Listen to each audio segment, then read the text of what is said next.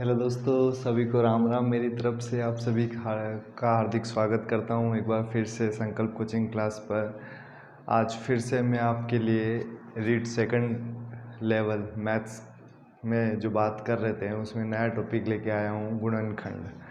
तो आज उसी के साथ फिर से नए टॉपिक का शुभारंभ करते हैं। सभी लोग जो भी लाइव क्लास में बैठे हैं और जो भी क्लास देख रहे हैं मेरी, उन सभी का भी मैं स्वागत करता हूं।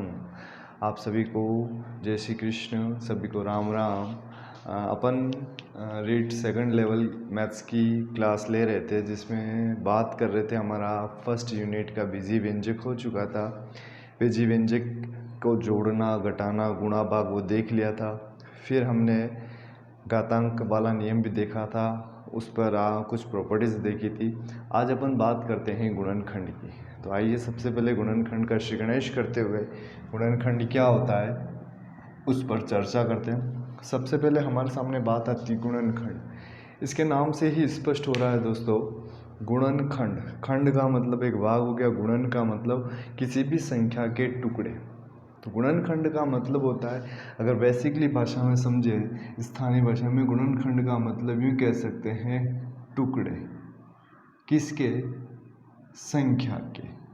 ठीक है, ऐसा यूँ कह सकते हैं अपन कि संख्या के टुकड़े ही क्या कहलाते हैं? गुणनखंड। जैसे मेरे पास एक संख्या है 8, इसको मैं लिख सकता हूँ 4 × 2। ये इसके टुकड़े हो गए। क्या इस 4 को और लिख सकते क्या? 2 × 2 इंटू इधर, अब 2 × 2 4, 4 × 2 8। इस 2 को भी लिख सकते हैं अपन 2 × 1। तो किसी भी संख्या का एक नॉर्मली जो टुकड़ा होगा वो 2 × 1 तो हो गई है। ठीक है, तो ये चीज़ अपन नहीं लिखेंगे। तो गुणनखंड की बात ये हो गई कि किसी संख्या का टुकड़ा करना ही क्या कहलाता है? गुणनखंड। अब जैसे अपन बात कर लेते हैं 12 की। 12 का क्या लिख सकते हैं अपन? 6 × 2 12। लेकिन इस 6 को क्या लिख सकते हैं? 2 × 3 लिख सकते हैं, इंटू 2 है ये। तो ये इस संख्या की क्या हो गए? गुणनखंड या अभाज्य गुणनखंड। अब कुछ हमारे पास संख्या ऐसी भी आती है बीजीय व्यंजक की। बीजीय व्यंजक की संख्या आ गई, जैसे सपोज मान लीजिए मेरे पास आ गई 16x, ऐसी संख्या आ गई। यानी यहाँ पर दो चीज़ है। दो चीज़ क्या है? एक तो 16 भी है और इसका गुणा किससे हो रहा है? x से। 16 के टुकड़े की बात करें तो 8 × 2, और इस x के टुकड़े की बात करें तो क्या हो जाएगा? Into x. फिर हम जानते हैं 8 का क्या लिख सकते हैं? 4 × 2, और ये 2 है ही इंटू एक्स। इस 4 को और क्या लिख सकते हैं? 2 × 2 इंटू 2 इंटू 2 इंटू एक्स।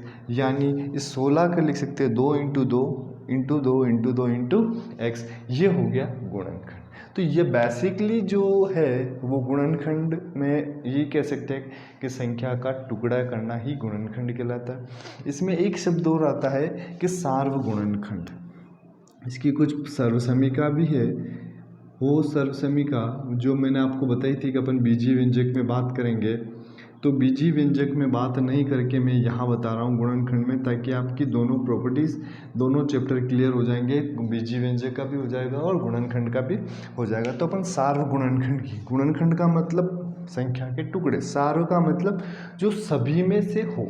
अब जैसे मेरे पास यहाँ पर है 4, एक संख्या, इसके टुकड़े मैंने लिख दिए 2 × 2। एक संख्या मेरे पास है 8, इसके टुकड़े लिख दिए 2 × 2 × 2। अब सार्वगुणनखंड का मतलब जो ऊपर वाली संख्या में है वही का वही नीचे वाली संख्या। क्या 2 इसमें है? इसमें भी है, इसमें है, इसमें भी है, इसमें 2 है लेकिन इसमें 2 नहीं। तो सार्वगुणनखंड कितना आ गया? इसका 2 ले लिया, इसका 2 ले लिया, कितना हो गया? 4। तो सार्वगुणनखंड कितना आ गया? 4। जरूरी नहीं है कि वो उस संख्या के नीचे ही हो। सपोज मान लीजिए मैं एक संख्या ऐसी लिख देता हूँ कि 2 × 2 × 2।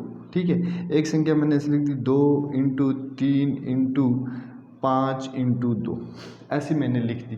अब 2 और 2 यहाँ आ रहा है, लेकिन यहाँ 2 यहाँ 3, यहाँ 2 यहाँ 5, लेकिन इधर 2 है और इधर भी 2 है। कम से कम है तो है ना, एटलीस्ट बस वही चीज़ देखनी है कि जो ऊपर है वैसे वो नीचे भी होनी चाहिए, ज़रूरी नहीं है वो इसके नीचे। तो अपन यहाँ पर ये गुणनखंड की बेसिक चीज़ देख ली।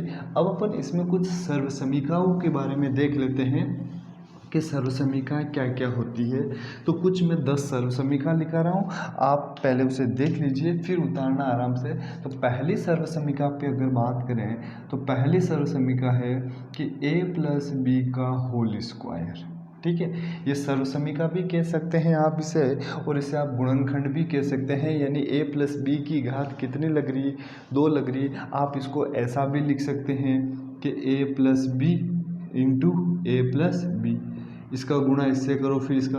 तो डायरेक्टली अपन लिख रहे हैं कि सर्वसमीका a प्लस बी का होल स्क्वायर जो होता है वो क्या होता है, a square plus 2ab plus B square. दूसरी होती है अपने पास a माइनस बी का होल स्क्वायर बराबर a square minus 2ab plus B square.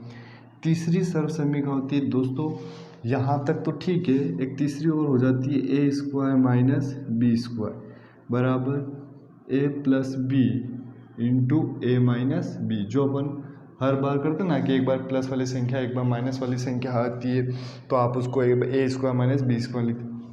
तो दोस्तों जो सर्वसमीका है वो यहाँ तक तो ठीक है, लेकिन जो 4 नंबर से स्टार्ट हो रही है वो ध्यान से देखना कि ए क्यूब प्लस बी क्यूब। ठीक है, आगे आएगा a प्लस बी का होल क्यूब। तो वहाँ पर और यहाँ पर कंफ्यूज मत होना। यहाँ ये कह रहा है कि a की घात 3 और b की घात 3 को क्या लिखते हैं, उसका लिख सकते हैं। पहले चलो अपन वो वाला देख लेते हैं, a प्लस बी का होल क्यूब, ये वाला देख लेते हैं। तो a प्लस बी का होल क्यूब का मतलब क्या हो गया, अपन इसको क्या लिख सकते हैं, a प्लस बी का होल क्यूब को याद रखने के लिए a plus B into A square A plus B का होल स्क्वायर ऐसा लिख सकते हैं। फिर a प्लस बी का होल स्क्वायर वाला सूत्र ये लिखाया, उसका गुणा a से कर दिया। तो डायरेक्टली अगर अपन लिखना चाहे तो इसको लिख सकते हैं a की घात 3 प्लस b की घात 3 plus 3 a square b plus 3a B square. यानी एक बार पहले का स्क्वायर करना है, बाद में दूसरे का स्क्वायर। पांचवी है कि a माइनस बी की घात 3, a की घात 3 माइनस b की घात 3 minus 3a square b plus 3a B square. छठी सर्वसमीका मैं लिखता हूँ यहाँ पर कि जो अब बता रहा था मैं पहले वो लिख रहा हूँ कि a की घात 3 प्लस b की घात 3। इसको याद रखने का तरीका मैं बता देता हूँ कि a की घात 3 प्लस b की घात 3 और यहाँ है a प्लस b की घात 3। पहले पूरे कोष्टक की घात है और यहाँ पर जो है वो अलग अलग है। तो यहीं पर सबसे ज़्यादा कंफ्यूज होते हैं, पूछा क्या जाता है और हम लिख क्या देते हैं। तो a की घात 3 प्लस b की घात 3 को याद रखने का तरीका है कि अगर प्लस वाला है तो a प्लस बी लिख दीजिए, फिर सीधा सा लिख दीजिए a स्क्वायर, प्लस है तो क्या आ जाएगा minus A B plus B square. सातवीं माइनस आ जाएगा a की घात 3 माइनस b की घात 3, यहाँ लिख देंगे माइनस है तो a माइनस बी, इधर लिख देंगे a square plus A B plus B square. फिर यहाँ लिख देंगे अगला 7 हो गया। 8वीं a plus b plus c का होल स्क्वायर बराबर, इसको लिख सकते हैं a square plus B square plus c square plus 2 of a B plus 2 of b C plus 2 of c. ये हो गया a plus b plus c का whole square. a plus b plus c का whole square क्या होता है, a square plus B square plus c square plus 2 of a B plus 2 of b C plus 2 of c a. कहीं कहीं किताबों में आपको इन तीनों में से 2 कॉमन निकाल दिया जाएगा बात, और फिर 2 into A B plus B C plus C A B लिख देते हैं। फिर अगला देखते हैं a प्लस बी, 9वां देखते हैं a cube plus b cube plus c cube minus 3 a b c, ठीक है। A cube plus b cube plus c cube minus 3abc, इसको देखते हैं, वो हो जाएगा a plus b plus c into A square plus B square plus c square minus of a b minus of b c minus of c a. ये 8वां 9वां और 10वां एक वो लिख रहा हूँ, यानी 8वां और 9वां ही थोड़ा कठिन पड़ जाता है याद करने में, बाकी तो कुछ भी नहीं है।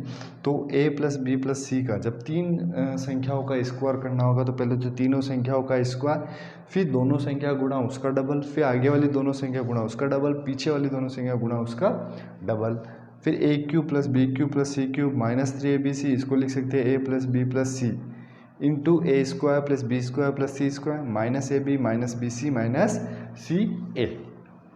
अब क्या करते हैं, मैं एक 10वीं सर्वसमीका और लिख रहा हूँ। 10वीं सर्वसमीका जो है वो मैं इसी में से लिख रहा हूँ, 9वीं में से। अगर मैं 9वीं जो सर्वसमीका है उसमें a प्लस बी प्लस सी बराबर 0 रख देता हूँ। 9वीं जो सर्वसमीका है उसमें a प्लस बी प्लस सी बराबर क्या लिख दिया, 0। इस पूरी की जगह मैंने 0 रख दिया, और 0 का गुणा किसी भी संख्या से करते तो क्या आता है, 0 आता है। तो मैं जो 9वीं सर्वसमीका है उसको ऐसा लिख रहा हूँ, a घात प्लस b की घात 3 प्लस c की घात 3 माइनस 3abc। अगर यहाँ 0 रखा और पूरी संख्या का गुणा 0 से किया तो टोटल कितना आ जाएगा, 0 आ जाएगा। तो यहाँ लिख दिया मैंने a की घात 3 प्लस बी की घात 3 प्लस सी की घात 3 बराबर 3abc, यानी एक सूत्र और एक सर्वसमीका हमें ये भी प्राप्त हो गई कि a की घात 3 प्लस बी की घात 3 प्लस सी की घात 3 बराबर क्या होता है, 3abc। ये मैंने 10 सर्वसमीका आपके सामने लिख दी है। पहले आप इन 10 सर्वसमीकाओं को उतार लीजिए, नोट कर लीजिए आराम से, फिर अपन इसके सवाल देखते हैं। अच्छी तरह से अच्छी राइटिंग में इसे उतारिए, समझिए और इन्हें याद रखिए, कहीं कंफ्यूज मत होइए। बार बार इसका रिवीजन करके याद कीजिए, ताकि ये आपको सवाल करने में आपके लिए मदद करेगी। जैसे ही सवाल आएगा तो हमें पता चल जाएगा कि इस सवाल में ये सर्वसमीका लग रही। तो पहले आप इसे अच्छी तरह से उतारिए, फिर अपन देखते हैं आगे सवाल। अब ये 2 सवाल यहाँ है। ये सवाल देखने पर जो है, अभी मैंने आपको बताया था सार्वगुणनखंड, ये सवाल जो है दोनों वो सार्वगुणनखंड पर आधारित ही है, ठीक है। तो सार्वगुणनखंड पर आधारित जो सवाल है अब इसमें करते हैं इसको, ये दोनों सवाल है, इसमें पूछा गया हमें कि इसका गुणनखंड ज्ञात कीजिए। अब इसका गुणनखंड कैसे करते हैं, जब सवाल हमारे पास ये दे रखा है तो सबसे पहले आप देख लीजिए, ऐसा इन तीनों में क्या पद है, 3 पद है, लेकिन तीनों पद में ऐसी कौन सी संख्या है या ऐसा कौन सा पद है जो common, a plus B A plus B A plus B. तो अपन क्या करते हैं, यहाँ से a प्लस बी बाहर निकाल देते हैं, ठीक है। बाहर निकालने का मतलब ये होता है दोस्तों कि जो आप कॉमन निकाल रहे हो इसका मतलब उसी का आप उसमें पहले वाले में भाग दे दो, बाहर का मतलब ये होता है, ठीक है। अपन कहते हैं इसमें से कॉमन ले लो, ठीक है। कहीं तो मान लीजिए कि a प्लस बी इधर है, a प्लस बी इधर है और यहाँ पर a प्लस बी नहीं है, तब भी मैं a प्लस बी कॉमन ले सकता हूँ। कॉमन का मतलब ये है कि जो आपने तीनों पद उस संख्या में पहले दे रखे उनमें से कॉमन लेने का मतलब उस संख्या में भाग देना। जैसे मैंने a प्लस बी यहाँ से कॉमन लिया बाहर, तो इसका मतलब इसी का भाग मैं इसमें देता हूँ, इसका भाग इसमें देता हूँ, तो ये से कट गया तो बच क्या आपके पास x, प्लस इसी का भाग इसमें दिया तो क्या बच गया y, इसका भाग इसमें दिया क्या बच गया 2। तो ये इस पूरे का गुणनखंड हो गया कि a plus B into x plus y plus 2। अगला सवाल है कि 2x into a minus b, 3y into 5a minus b, 4z into 2b minus 2 है। अब यहाँ पर आपको ऐसा कौन सा पद दिख रहा है जो कॉमन है। अभी तक तो अगर सवाल को ध्यान से देखें तो हमें कोई पता नहीं चल रहा है कि इसमें कौन सा पद कॉमन है। तो अब अपन देखते हैं दोस्तों कि 2x into a minus B ऐसे ही रहने देते, plus 3y, 5a minus 5b में से क्या कॉमन निकाल सकते हैं 5, तो अंदर क्या बच जाएगा a minus B plus 4z, 2b minus 2 में से क्या निकाल सकते हैं 2। जब 2 कॉमन निकाला तो इधर बच गया b माइनस ए, लेकिन यहाँ देखो यहाँ a माइनस बी, यहाँ a माइनस बी, लेकिन यहाँ क्या है b माइनस ए। तो अपन फिर से कर सकते हैं 2x into a minus B plus 3y into, यानी यूँ लिख सकता हूँ मैं 15y into a minus B. अब यहाँ बी माइनस है, अगर मैं इन दोनों में से माइनस कॉमन ले लेता हूँ तो यहाँ प्लस का क्या हो जाएगा, माइनस 4 इंटू 2 कितना हो गया 8z, माइनस का गुणा प्लस से क्या माइनस, प्लस माइनस का गुणा प्लस से क्या माइनस का गुणा माइनस से क्या तो प्लस, तो ए माइनस बी हो गया। अब तीनों में कॉमन क्या, ए माइनस बी बाहर निकाल दिया, ये हो जाएगा 2x plus 15y minus 8z, इसका गुणनखंड आ गया है। ये दो सवाल है, ये दो सवाल मतलब अभी जो अपन गुणनखंड है वो सार्वगुणनखंड के आधार पर सीख रहे हैं कि सार्वगुणनखंड हो तब आप गुणनखंड कैसे कर सकते हैं। इसके बाद अपन ने जो 10 प्रॉपर्टीज़ लिखी है उन 10 प्रॉपर्टीज़ के आधार पर अपन गुणनखंड करेंगे। तो पहले आप इन दोनों को उतार लीजिए। अगला सवाल तीसरा, ये सवाल भी काफ़ी अच्छा सवाल है, परीक्षा में कई बार आया हुआ भी है कि इसका भी गुणनखंड ही ज्ञात करना है कि इसका गुणनखंड क्या होंगे। तो अब देखो इसके गुणनखंड करने के लिए सबसे पहले अपन क्या करते हैं, देखते हैं कि इसमें से क्या क्या कॉमन निकल रहा है ना। तो हमें तो ऐसा तो नहीं पता चलेगा क्या कॉमन निकलता, तो सबसे पहले अपन क्या करते हैं, ऐसा पद बना देते हैं कि 1 प्लस पी, ठीक है। ये स्टार्ट का हमने यहाँ से 1 प्लस पी पद बना दिया। अब देखो कहीं पर आपको 1 प्लस पी वाला और पद दिख रहा है क्या, अब देखो यहाँ पर क्यू और यहाँ पर है पी प्लस क्यू, इसको लिख रहा हूँ Q plus P plus Q, यानी इसमें से अगर मैं क्यू बाहर निकाल दूंगा तो 1 प्लस पी बच जाएगा, ठीक है।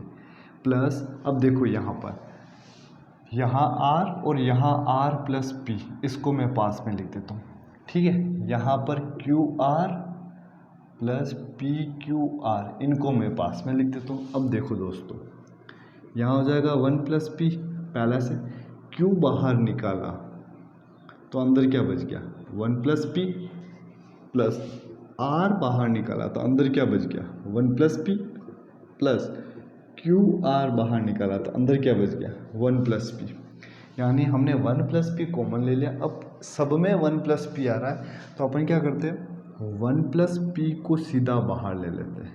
जब 1 प्लस पी को यहाँ से बाहर लिया तो यहाँ कितना बचा 1, यहाँ से 1 प्लस पी बाहर आया तो यहाँ कितना बचा क्यू, यहाँ से 1 प्लस पी बाहर आया तो यहाँ कितना बचा आर, यहाँ से 1 प्लस पी बाहर आया तो यहाँ कितना बचा क्यू आर।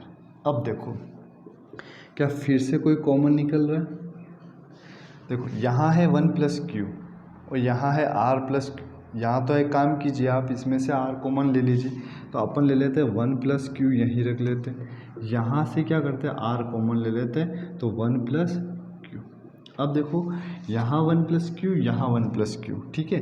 तो यहाँ से लिख दिया 1 प्लस पी, तो यहाँ हो गया 1 प्लस क्यू कॉमन लिया मैंने तो अंदर क्या बच गया 1 प्लस आर, और सबको मैंने साथ में लिख दिया 1 plus P into 1 plus Q into 1 plus R. ये इसका गुणनखंड, काफ़ी अच्छा प्रश्न है, 2-3 बार परीक्षा में भी आया हुआ है सीधा सा कि भाई इसके गुणनखंड लिखे तो 1 plus P into 1 plus Q into 1 plus R. ये उतारिए, फिर नेक्स्ट सवाल देखते हैं।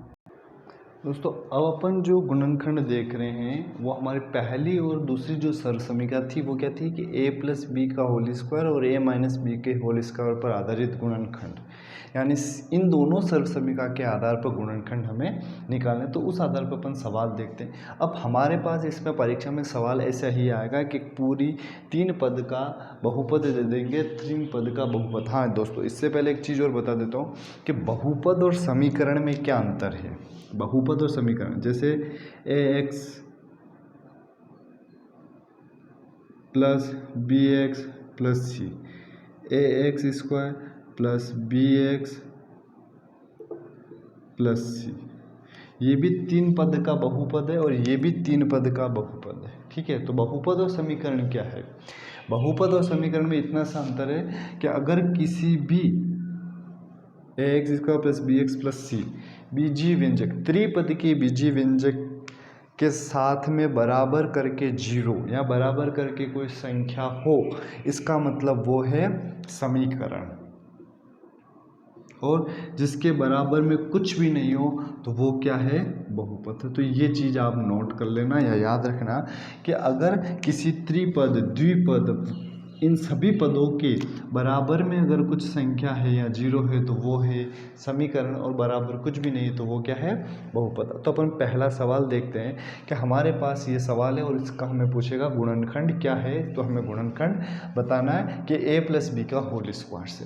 अब यहाँ देखो कि 4x² plus 20xy plus 25y², इसको आप ध्यान से देखना, बहुत सरल सवाल ही होते हैं। बस हमें एक बार अगर समझ में आ जाएगा तो हमारे प्रैक्टिस हो जाएगी और जल्दी से जल्दी अपन सवाल करते जाएंगे। तो पहला सवाल है 4x² plus 20xy plus 25y²। तो हमें क्या करना है, हमें ये नहीं पता चल रहा है इसमें कि इसका गुणनखंड क्या होगा, कौन सी सरसमीका लग रही, लेकिन अभी मैंने यहाँ पर क्लियर बता दिया कि इन दोनों सरसमीका के आधार पर ही अपन सवाल कर रहे हैं। तो हमें इतना नॉलेज है कि जो 4 है वो किसका वर्ग होता है, 4 होता है 2 का वर्ग, 2x⁻², ऐसा लिख सकता हूँ मैं इस 4 को, 2x⁻², प्लस इस 25 को मैं 5y² ऐसा लिख सकता हूँ। अभी जो मुझे पता है कि 4x² को मैं लिख सकता हूँ 2x⁻², 25y को लिख सकता हूँ मैं 5y⁻²। अब देखो दोस्तों, होता ये कि भाई 2x² प्लस 5y² आ गया 25 और 4, क्या बीच वाली जो संख्या है वो कैसे आ रही है, अगर मैं इन दोनों का आपस में गुणा करूँ तो कितना होता है, 10 होता है, और 10 का डबल क्या तो कितना होता है, 20। इसका मतलब 2a और b का अगर अपन गुणा करते हैं, 2a और b का गुणा करते हैं तो क्या आता है, 20, 2 दूनी 4, 5 चौक 20, 20xy आ गया। अब यहाँ देखो 2x² plus 2 into 2x into 5y plus 5y², क्या कह रहा है ये कह रहा है कि a², अगर मैं इसको लिख देता हूँ a² प्लस 2x का मतलब a है, 5y का मतलब b है, प्लस 5y का मतलब b², ऐसा लिख दिया। a² plus 2ab plus b² का मतलब क्या होता है, a प्लस b का होल स्क्वायर, ये होता है। तो a का मान कितना है आपके पास, a का मान हो गया 2x, b का मान कितना है आपके पास 5y, इसका होल स्क्वायर, और यही इसका क्या है, गुणनखंड। यानी ये जो है 2x प्लस 5y का स्क्वायर करोगे दिया जाएगा, तो इसका गुणनखंड क्या हो गया, इसका एक गुणनखंड हो गया 2x प्लस 5y। नेक्स्ट सवाल देखते हैं। ठीक इसमें भी यही कि 4x² minus 20xy plus 25y², तो 4 को क्या लिख सकते हैं, 2x का होल स्क्वायर, 25 को क्या लिख सकते हैं, 5y का स्क्वायर, खत्म। इन दोनों का गुणा करोगे तो कितना आएगा, 10 आएगा, उसका डबल करोगे तो 20 आएगा। तो मैंने यहाँ क्या कर दिया, 2x 5y 20 आ गया। अब देखो a², इसको हमने मान लिया a² माइनस 2 है, 2x का मतलब क्या है a, 5y का मतलब क्या है b, plus b², a² minus 2ab plus b² को क्या लिख सकते हैं, a माइनस b का होल स्क्वायर। a का मान कितना है 2x, b का मान कितना है 5 हुआ, और इन दोनों का अगर इसका वर्ग करोगे तो इसका एक गुणनखंड क्या है 2x माइनस 5y, और इसका एक गुणनखंड क्या है 2x प्लस 5y का स्क्वायर। अब प्रश्न ये होता है कि प्रश्न परीक्षा में आएगा क्या, प्रश्न परीक्षा में ये आएगा 4x² plus 20xy plus 25y² का एक गुणनखंड बताइए। 4 ऑप्शन होंगे, तो वो गुणनखंड करने का तरीका आपका ऐसा होगा, उससे आपको एक गुणनखंड उतारना। तो ये स्टार्ट के 2 सवाल है, इसे अच्छी तरह से नोट कीजिए, फिर अपन आगे सवाल देखते हैं। ये 2 सवाल और सेम वैसे ही करने का तरीका, पहला तीसरा देखते हैं कि 9x² minus 24xy plus 16y², ठीक है। तो 9x² minus 24xy plus 16y² गुणनखंड करने का तरीका जो हो जाएगा, गुणनखंड हम पहले क्या करेंगे, हमें ये पता है कि 9 जो होता है वो किसका होता है, 9 होता है 3 का वर्ग, और उसको हमने लिख दिया 3x²।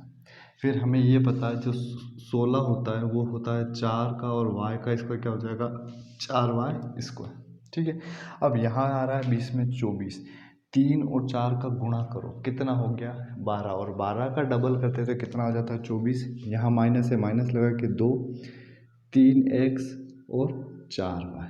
अब यहाँ देखो, इसको हम अगर a मान लेते और इसको हम b मान लेते तो a स्क्वायर ये हो गया -2 into A B plus B square. A square -2ab plus B square का फॉर्मूला क्या होता है? a माइनस बी का होल स्क्वायर। a का मान कितना है हमारे पास? 3x। b का मान कितना है हमारे पास? 4y। तो इस पूरे का गुणनखंड कितना आ गया? 3x माइनस 4y का स्क्वायर। इस पूरे का गुणनखंड आ गया। अब ये सवाल देखते हैं। फिर से वही सवाल है, 9x की घात 4 माइनस 2 प्लस 9x की घात 4। दोस्तों अब इसमें सवाल को देख के नहीं घबराना है कि सवाल कितना बड़ा है। आप सवाल आपको अगर करने का तरीका समझ में आ गया तो आप सारे सवाल कर सकते हैं। अब हमें फिर से ये पता है कि 9 जो होता है वो 3 का वर्ग होता है और ये x की घात 4 जो है वो x की घात 2 का वर्ग होता है। अगर मैं वर्ग करूँ तो 3 का वर्ग कितना हो गया? 9। x स्क्वायर का वर्ग क्या? तो x की घात 4 हो गया।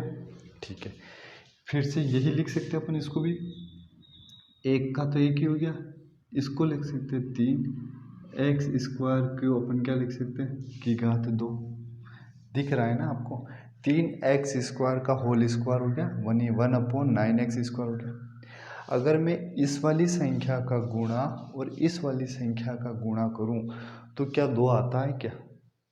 अगर अपन इसका और इसका गुणा कर देते तो 1 हो जाता है और 1 का डबल क्या था? कितना हो गया? 2।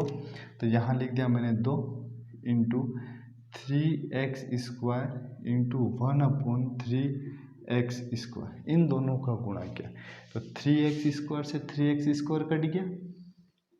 यहाँ लिख देते हैं इसको, इधर अब इधर लिख देते हैं। पहले उसमें समझा बड़ा हो जाएगा तो इसलिए जगह नहीं आएगी तो मैंने उसको साइड में लिख दिया था। अब 3x स्क्वायर से 3x स्क्वायर कट गया, बच गया -2। तो a ये हो गया -2ab प्लस ये हो जाएगा b का स्क्वायर। ये पूरा b है। a का मान -2ab प्लस b स्क्वायर क्या होता है? a माइनस बी का होल स्क्वायर। a का मान कितना है? a का मान है 3x स्क्वायर माइनस b का मान कितना है? 1/3x square. 1/3x स्क्वायर का क्या है? Whole square. तो 9x की घात 4 माइनस 2 प्लस 1/9x की घात 4 का जो स्क्वायर होता है, जो गुणनखंड होता है, सॉरी जो गुणनखंड होता है वो कितना होता है? 3x की घात 2 माइनस 1/3x की घात 2 का होल स्क्वायर। ये इसका पूरा गुणनखंड होता है। नेक्स्ट सवाल देखते हैं। नेक्स्ट सवाल, x प्लस 2y का whole square plus 2 into x plus 2y y plus z इन प्लस वाई प्लस जेड का होल स्क्वायर। इसमें यह कहा है कि x का मान, y का मान और z का मान अलग अलग दे रखा है, पूरे का मान बताना। अब देखो दोस्तों, अगर अपन इसको a मान लेते हैं और इसको b मान लेते हैं तो ये हमें लग रहा है a का स्क्वायर प्लस ये हमें लग रहा है b का स्क्वायर लग रहा है। इसका मतलब ये 2 है। x प्लस 2y को आपने क्या माना? a। y प्लस जेड को आपने क्या माना? b। मैं यहाँ लिख देता हूँ फिर से b स्क्वायर। तो a square plus 2ab plus b square का मतलब क्या होता है? a प्लस b का होल स्क्वायर। a का मान कितना है? x plus 2y plus b का मान कितना है? y plus Z. उसका क्या करना है? स्क्वायर। अब देखो x प्लस 2y और y 3y प्लस z का स्क्वायर हो गया। अब हमारे को कहा x, y और z के मान दे रखे। x की जगह मैंने रख दिया 1 प्लस 3, y की जगह रख दिया 2 प्लस z की जगह रख दिया 3 और उसका स्क्वायर कर दिया की घात 2 कर दी। 1 प्लस 6 प्लस 3 9 और 1 10, यानी लिख दिया मैंने 10 का स्क्वायर। और 10 का स्क्वायर का मतलब कितना हो गया? 100। तो इस पूरे का मान कितना आ गया? पूरे का मान आ गया 100। तो इस टाइप के भी कुछ प्रश्न आते हैं जो सीधा गुणनखंड देके फिर हमें x y z के मान दे देते हैं और x y z के मान देने के बाद हमें पूछा जाता है कि इसका पूरे का आंसर कितना होगा। नेक्स्ट सवाल, 0.645 into 0.645 plus 2 into 0.645 into 0.355 plus 0.355 into 0.355। अगर हमारे पास इस तरह का सवाल आ जाए और ऊपर कुछ भी नहीं लिखा हो तो सीधा आप इसका गुणा इससे कर दीजिए, फिर इन तीनों का आपस में गुणा कर दीजिए, इन दोनों का आपस में गुणा करके जोड़ दीजिए। लेकिन हम गुणनखंड कर रहे हैं और गुणनखंड भी किन के आधार पर कर रहे हैं, ए प्लस बी का होल स्क्वायर और ए माइनस बी के होल स्क्वायर पर। यानी अगर हमारे पास इस सवाल में इन दोनों में से कोई सरल समीकरण लग रही उस आधार पर करोगे तो सवाल और सरल हो जाएगा। अब देखो अपन इस सवाल को करते हैं, ठीक है। 0.645 इंटू 0.645, क्या मैं इसको ऐसा लिख सकता हूँ 0.645 की घात 2 लिख सकता हूँ, प्लस यहाँ लिख दिया 2 इंटू 0.645 इंटू 0.355 ऐसे ही रहने देते हैं, प्लस इसको भी लिख सकते हैं 0.355 का स्क्वायर। अब देखो यहाँ ये हो जाएगा, इसको पूरे को मान लेता हूँ मैं ए और इसको मान लेता हूँ मैं बी, तो a square plus 2 into a into b plus B square. तो उसको अपन क्या लिख सकते हैं, ये किसका होता है, ए प्लस बी का होल स्क्वायर। ए प्लस बी का होल स्क्वायर याद होना चाहिए क्या होता है, a square plus 2ab plus B square. A का मान कितना माना 0.645 प्लस बी का मान कितना माना 0.355। दोनों को जोड़ोगे तो कितना आएगा, 5 और 5 10, 5 4 9 और 1 10, 6 3 9 और 1 10, कितना आ जाएगा 1, और 1 का वर्ग करोगे तो कितना आ जाएगा 1। इस पूरे का आंसर कितना आ जाएगा 1। अब हमारे पास है नेक्स्ट सवाल 99 का स्क्वायर। डायरेक्टली अगर ये पूछता 99 का स्क्वायर तो 99 को 2 बार लिख के गुणा कर दो, लेकिन ये कह रहा है कि 99 का स्क्वायर इन दोनों में से किस पर होगा उस पर करना। तो 99 को अपन क्या लिख सकते हैं, 100 माइनस 1 का स्क्वायर लिख सकते हैं, 100 माइनस 1 का स्क्वायर लिख सकते हैं 99। अब a माइनस बी का होल स्क्वायर क्या होता है, a square minus 2ab plus B square, ये होता है। तो a का मान कितना है 100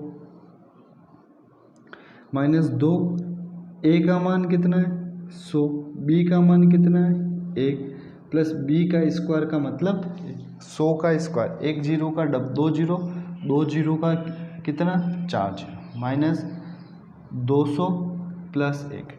10,000 में से 200 गया तो 9,800, और 9,800 में 1 जोड़ा तो कितना आ जाएगा 9,801 इसका आंसर। तो इस टाइप में इस तरह से भी सवाल आते हैं एग्ज़ाम में।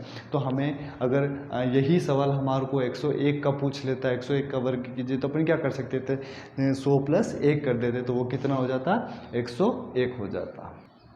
नेक्स्ट सवाल, अब इसमें भी हमें बताना है कि इन दोनों सरल समीकरण में से कौन सी सर। तो सबसे पहले अगर अपन यहाँ देखें तो क्या कॉमन निकल रहा है। अगर सबसे पहले देखें तो सबसे पहले अगर अपन ये देखते हैं तो यहाँ एक तो 6, 48, 96, तीनों में 6 का भाग जाता है तो 6 कॉमन निकाल दिया।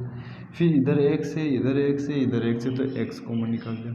अब देखते हैं 6x कॉमन निकल गया तो अंदर कितना बच गया a स्क्वायर और b स्क्वायर। 6 का भाग 48 में दिया तो 8 बार 8 छंग 48 a इंटू बी, प्लस 6 का भाग 96 में दिया तो 16 96 x बाहर निकल गया। अब अपन इसके गुणनखंड करते हैं, ठीक है। तो 6x तो बाहर ही रहने देते हैं। इसको क्या लिख सकते हैं अपन, a इंटू बी का होल स्क्वायर लिख सकता हूँ। अगर मैं ए बी को ए बी का स्क्वायर की जगह ऐसा लिख दूँ तो ए स्क्वायर बी स्क्वायर की जगह ए बी का होल स्क्वायर लिख सकते हैं। हम जानते हैं कि 16 जो होता है वो 4 का वर्ग होता है, लिख सकते हैं। अब यहाँ कितना आ रहा 8, यानी इसका गुणा इससे करूँ और उसका डबल कर दूँ तो 8 आ जाए। 2 इंटू ए इंटू बी और इंटू 4 हो गया।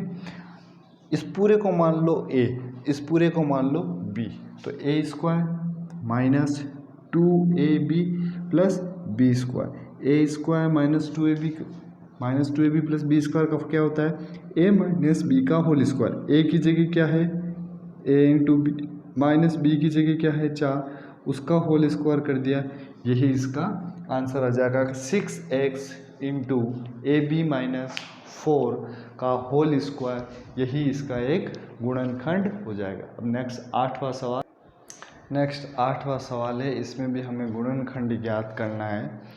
अब देखो गुणनखंड ज्ञात करना है तो सबसे पहले जो हमने वो सवाल किया वैसे ही करना है इसको कि 3a की घात 5 प्लस 30a की घात 3 प्लस 75a क्या कॉमन निकाल सकते हैं? हम कॉमन निकाल सकते हैं। एक तो सबसे पहले 3 निकाल सकते हैं, फिर इधर a की घात 5, a की घात 3 और a, यानी इसका मतलब क्या कॉमन निकाल सकते हैं? a। जब 3a यहाँ से कॉमन निकला तो क्या बच गया? a की घात 4 बच जाएगी प्लस 3 का भाग 30 में 10 बार, a की घात 3 में से एक a बाहर निकल गया तो a की घात 2 प्लस 3 का भाग 75 में 25 बार और a बाहर निकल गया। अब इस 3a का तो कुछ नहीं हो सकता तो इसको बाहर ही बिठा दो।